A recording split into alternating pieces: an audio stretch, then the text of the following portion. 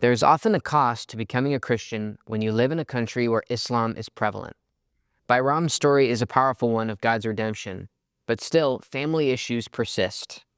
Bayram grew up in Diyarbakir, Turkey, in a very Sunni Muslim upbringing. Bayram is of Kurdish descent, a people group located in Iran, Turkey, and Syria without their own nation state. Diyarbakir is located in the southeast of Turkey and is primarily Kurdish. The Kurdish Hezbollah is an Islamic organization that has been active against the government of Turkey. It's prevalent in Diyarbakir and in the surrounding areas with the goal of advocating for the Kurdish people. Bayram and his brothers were attracted to Hezbollah at a very young age. Bayram said, "I was interested. Even when I was very small with my bigger brother, I wanted to attend."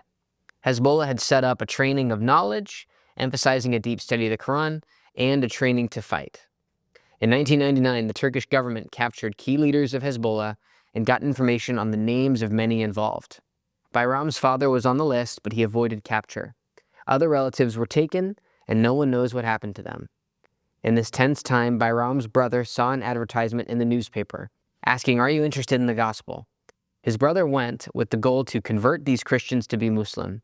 However, when he asked questions and looked to tear apart the Christian beliefs, they always seemed to have an answer. God spoke, and Bayram's brother accepted Christ. He didn't tell the family at first, but eventually everyone found out.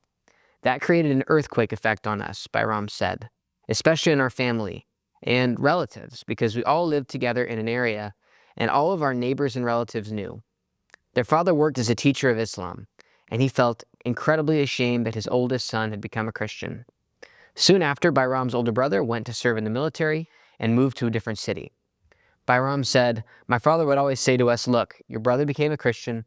That's a big shame on us. Do not be like him. Do something that makes people accept us again.'"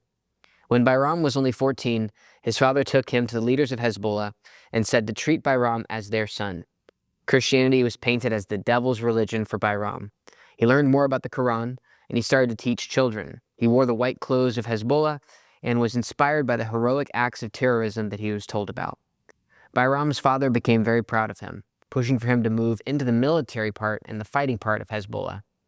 Bayram said, "At the group, I told them about my brother. Every once in a while, they told me, 'You have to kill your brother. Your brother needs to be killed.' I felt like, well, yes, but at the same time, he's my brother. How can I kill him?" Around this time, his brother came back to Diyarbakir for a visit. Bayram asked why he was a Christian. After the conversation, he wondered how it was possible for his brother to be brainwashed so thoroughly. Soon after that, two of Bayram's cousins, about the same age, converted to Christianity. The family was again angry and confused. Bayram's heart started to soften towards Christians at this time. One day, he was riding home with his cousin, and they ran out of money on the road back home. He called his friends asking for money to help, and no one was able to. But his cousin called his new friends from church, and they helped pay for a bus ticket. When Bayram and his cousin arrived, his cousin invited him to come to their youth meeting at the church to say thank you for the ride. Bayram said, "Although it was impossible for me to go there in my head, in our culture you have to say thank you if someone has done something for you." And I said, "Okay, I'll go in there, I'll thank them, and I'll never come back again." He walked in and was welcomed warmly. Everyone clapped and brought him into the group. Bayram said, "I was shocked because I felt to myself, well, these people know my life. They know that I wanted to kill them, but they're still happy to see me." This meeting was a major turning point for Bayram. He kept attending these youth meetings, and he didn't attend church because he was afraid about being seen. He decided that he needed to pull back from Hezbollah, and that was met with major resistance from his friends and his family. His father challenged Bayram, saying that he was going to become like his brother. Bayram said, "No, I'm not like him." For 1 year, Bayram attended Christian meetings in secret. Bayram said, "I became very stressed at the time because I recognized the religion that I gave my life to was wrong. I felt like I was sinning because that was the wrong religion I was going after." Soon his friends started to move on from him, saying that he had changed. One night, his father confronted him about the change in his life. He hit him in the legs and the chest, saying Allah had told him to beat him and bring him back. Bayram was forced to go morning and evening to the services at the mosque every day with his father. Bayram said, "I would pray, 'Allah, I know that you exist, but which God are you? Are you the God of the Christians or the God of the Muslims?'" After several more months, Bayram decided on Jesus. He had done some wrong things at the church and behaved poorly at the youth meetings he was still going to, but the Christians there loved him anyway. He was accepted and was being transformed by Christ. When Bairam's father found out, he decided he could not feed him anymore. He then divorced from Bairam's mother. He blamed her for Bairam and his brother becoming Christian.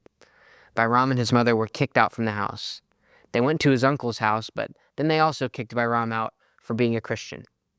With nowhere else to go, Bairam reached out to his older brother, who was a Christian living in a different city. He was brought in and he was mentored by his brother. Soon Bairam moved back to Diyarbakir and lived in the church for 2 years. He has grown now to become a deacon in the church, a key leader within the believers in Diyarbakir.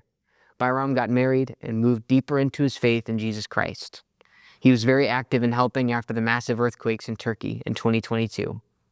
His younger brother has also given his life to Christ, following Bairam and his older brother's steps. However, Bairam is still not close with his family. He was recently walking down the street with his wife and saw his father coming down the same side of the sidewalk. When his father saw Bairam, he moved to the other side of the road, avoiding his son. God is moving in Turkey, creating strong believers and bringing hope to a land that needs it. But as God changes people, families are challenged. Some follow their family members to Christ, others resist. But we can take assurance that God is pursuing everyone and that in Christ, Bairam has been given a new family of believers. If you would like to stay connected to the stories of mission across the globe, please sign up for our newsletter and keep following our videos here on the YouTube.